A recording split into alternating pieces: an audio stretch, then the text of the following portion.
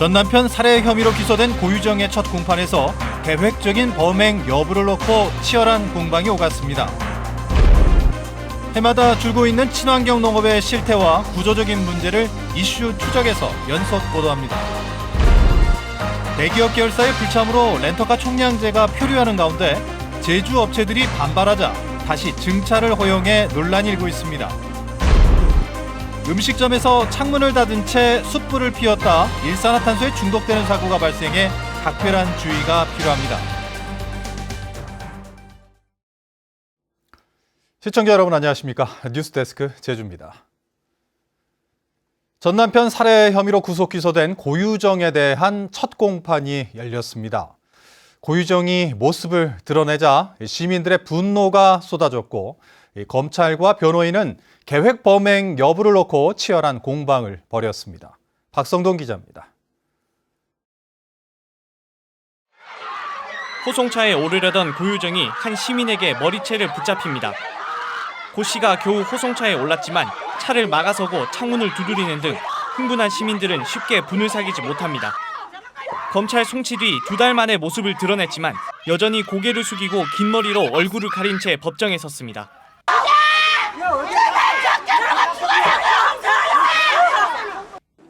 공판 사흘 전 새로 선임된 고 씨 측 변호인은 우발적인 범행이라는 고 씨의 기존 주장을 되풀이했습니다. 미리 구입한 살인 도구는 음식을 하기 위해 산 것이고 살인을 암시하는 인터넷 검색어도 우연한 연관 검색일 뿐이라고 일축했습니다. 졸피뎀은 고유정 본인이 사용했을 뿐 전 남편에게 먹이지 않았고 피해자 혈흔에서도 검출되지 않았다고 주장했습니다. 특히 피해자가 성폭행하려 해 범행을 하게 됐다는 주장을 뒷받침하기 위해 확인할 수 없는 부부간의 사생활까지 진술해 유족의 반발을 샀습니다. 주장을 자유롭게 할 수 있습니다. 하지만 넘어야 될 선을 넘지 않았나. 진흙탕 싸움으로 몰아가려는 저는 의도가 있다고 느꼈습니다. 그냥 정상적인 방법으로 변론을 해서는. 검찰도 비극의 단초가 피해자의 행동이었다는 변호인 측 진술에는 반드시 책임을 져야 한다며 강하게 반응했습니다. 그 관련해서 증거가 따로 있으신 건지 아니면 그냥 고유정 씨가 직접 그렇게 하신 건가요? 나중에 자세한 내용을 말씀드리겠습니다. 고유정의 다음 재판은 다음 달 2일. 검찰은 국립과학수사연구원을 통해 혈흔이 피해자의 것임을 확인했다며 추가 증거를 제시하겠다고 밝혔습니다. 고유정 측이 우발적 범행에 대한 근거와 논리까지 제시한 가운데 졸피뎀과 검색 기록 등 주요 증거를 둘러싼 법정 공방이 예고됐습니다. MBC 뉴스 박성동입니다. 제주 동물 테마파크 개발 사업으로 내홍을 겪고 있는 제주시 조천읍 선을 2리 주민들이 집단 소송에 나섰습니다. 선을 2리 대명 제주 동물 테마파크 반대 대책위 등 주민 170명은 사업자 측과 마을 이장 간에 맺어진 상호 협약이 무효임을 주장하는 소장을 지난 9일 제주지방법원에 제출했습니다. 이들은 법적 절차를 통해 마을 이장이 자의적으로 체결한 주민 상생방안 협약서가 무효임을 확인하기 위해 소송을 제기했다고 설명했습니다.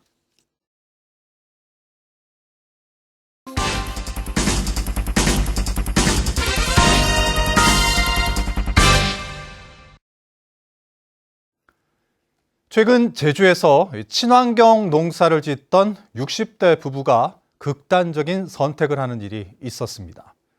해마다 친환경 재배 농가가 줄고 있는 현실과 무관하지 않은데요. 친환경 농업 실태와 구조적인 문제 등을 박주연 기자가 이슈 추적을 통해 연속 보도합니다.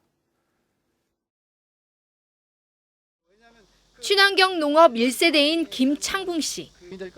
김 씨는 1997년부터 20년 동안 감귤과 키위, 매실 등을 친환경 농법으로 재배하다 최근 관행농업으로 전향했습니다. 친환경 재배의 경우 생산비가 관행농법에 비해 5배나 높지만 판로는 찾기 어려워 수익을 내기가 쉽지 않았기 때문입니다.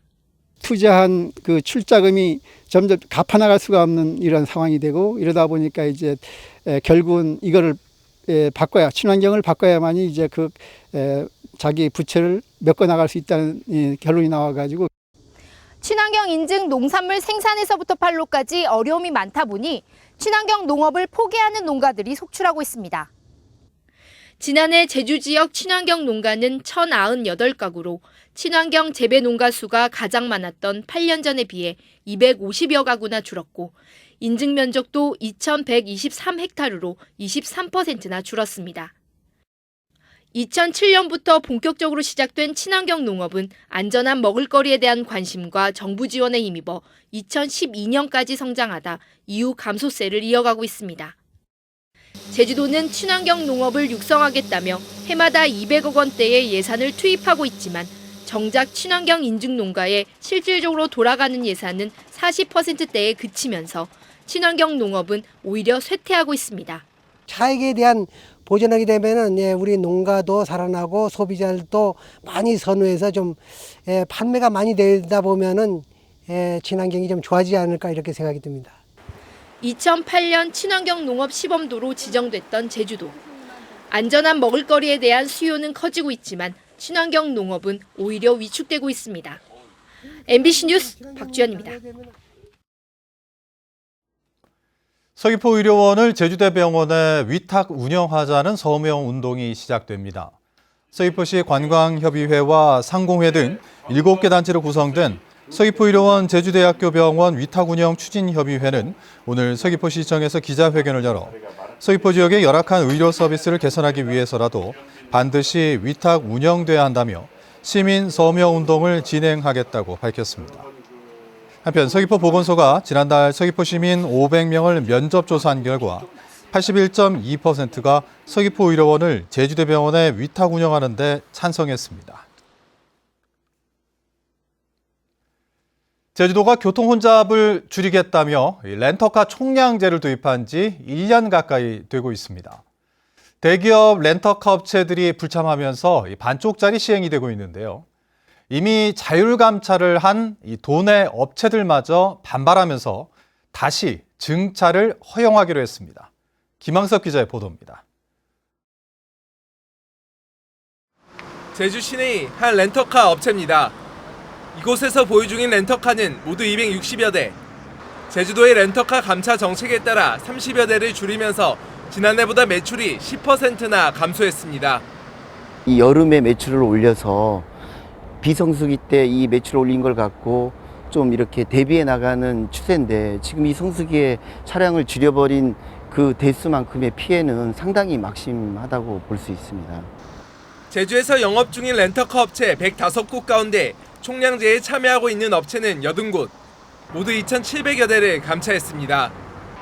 하지만 1,400대를 감차해야 하는 대기업 계열의 업체 5곳이 제도 시행을 거부해 소송을 제기하면서 참여 업체들만 피해를 보는 상황. 결국 총량제에 참여 중인 업체들이 제주도의 증차를 요구하고 나섰습니다. 제주도는 자율감차 목표 대수의 50%를 초과 달성한 업체에 대해 증차를 허용하기로 결정했습니다. 증차 대수는 1,094대로 렌터카 총량제 시행 이후 감차된 렌터카의 40%에 달합니다. 전혀 감차하지 않은 업체는 지금 이득을 보고 있고 감차한 업체들은 상대적으로 이게 손해를 많이 보고 있어서 그거에 대한 형평성 차원에서 그 증차를 허용을 하게 된 겁니다. 가뜩이나 목표의 40% 수준에 그치던 감차 차량 대수는 더욱 줄게 돼 렌터카 총량제라는 이름이 무색하게 됐습니다. 렌터카 감차가 시작된 지 1년도 지나지 않아 다시 증차가 허용되면서 렌터카 총량제 시행에도 차질을 빚게 됐습니다. MBC 뉴스 김항섭입니다.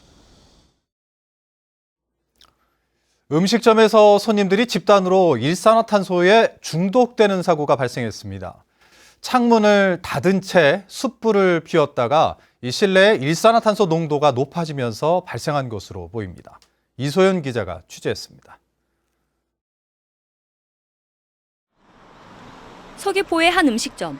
어제 오후 5시 반쯤 46살 김모 씨 등은 지인들과 함께 가족 동반으로 이곳에서 저녁 식사를 했습니다.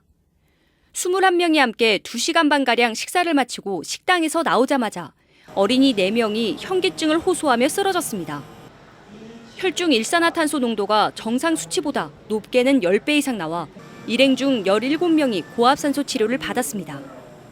식사가 끝나고 밖에 나오면서 몇몇 아이들이 실신을 냈습니다. 그리고 전반적으로 어지럼증과 구역질 같은 두통 같은 증상을 호소했습니다. 서귀포시와 경찰은 해당 업소에서 사용하는 야자나무 숯에서 일산화탄소가 방출된 것으로 보고 이 업주를 상대로 과실 여부를 조사하고 있습니다. 이들이 식사를 한 곳은 26제곱미터 크기의 식당 안쪽 방으로 큰 비가 내려 창문을 모두 닫은 채 에어컨을 켜놓고 있었습니다. 환풍기 3개 중 1개가 고장나 작동이 되지 않던 상황에서 실내 일산화탄소 농도가 급격히 높아진 것으로 보입니다. 비가 많이 왔고 이제 습도가 높은 관계로 아마 이제 그 숯불이 연소되면서 일산화탄소가 많이 발생되지 않았나 이렇게 추정하고 있습니다. 전문가들은 밀폐된 공간에서 숯 같은 걸 태우면 일산화탄소 중독 위험이 높아진다며 수시로 환기를 하는 한편 메스꺼움이나 현기증을 느낄 경우 즉시 병원을 찾으라고 당부했습니다. MBC 뉴스 이소연입니다. 민주노총 제주본부는 제주도청 앞에서 기자회견을 열어 농업기술원 비정규직 노동자에 대한 부당 해고를 즉각 철회하라고 촉구했습니다. 이들은 농업기술원이 계약 만료로 근로관계가 종료됐다고 주장하지만 해고된 노동자들은 길게는 16년 동안 일을 해와 계약직으로 볼 근거가 전혀 없고 무기계약직 전환을 회피하기 위해 꼼수와 쪼개기 계약을 체결했다고 주장했습니다. 실종 나흘 만에 숨진 채 발견된 30대 중국 동포 여성의 사망 원인이 익사로 추정됐습니다. 서귀포 경찰서는 36살 김모 여인의 시신을 부검한 결과 전형적인 익사 소견을 보였고 폭행이나 결박에 의한 타살 혐의점은 없다고 밝혔습니다. 김 씨는 지난 8일 서귀포시 대정읍 신도포구에서 남자친구와 다툰 뒤 실종됐으며 사흘 만인 어제 오후 1시쯤 실종 장소에서 1.6km 떨어진 고산리 앞바다에서 숨진 채 발견됐습니다. 드림타워 공사장에서 발생한 대형 유리창 파손 사고와 관련해 사업자 측이 강풍에 의한 것이 아니라고 해명했습니다. 드림타워 시공회사인 중국건축은 오늘 해명 보도자료를 통해 해당 유리는 초속 90m에도 견딜 수 있게 설계됐다며 타워 크레인 연결 부위의 고정핀 등이 바람에 날아가 파손된 것으로 보인다고 밝혔습니다. 어제 오전 8시 40분쯤 드림타워 공사장에서 무게가 100kg에 달하는 건물 외벽 유리가 13층 높이에서 떨어져 주변 지역 통행이 통제됐습니다. 제2공항 반대단체의 저지로 무산됐던 제2공항 전략환경영향평가 공청회가 오는 22일 열립니다. 국토교통부는 제2공항 전략환경영향평가 공청회를 오는 22일 오후 2시 서귀포시 성산읍 국민체육센터에서 개최한다고 공고했습니다. 지난 5월 공개된 초안은 항공기 소음 영향 세대수와 자연환경에 대한 종합적인 검토 결과 원안이 가장 우수한 대안으로 결론냈는데 지난달 11일 주민 설명회는 반대단체가 행사장을 봉쇄하면서 무산됐습니다. 제주시 외도동에 설립 예정인 가칭 서부중학교가 토지 매입에 난항을 겪으면서 개교가 늦어질 전망입니다. 제주도교육청은 서부중학교 예정지인 제주시 외도 1동 일대 사유지 2만 2천여 제곱미터를 매입하기 위한 토지주와의 최종 협상이 결렬됐다고 밝혔습니다. 뉴스데스크 제주를 마칩니다. 시청해주신 여러분 고맙습니다.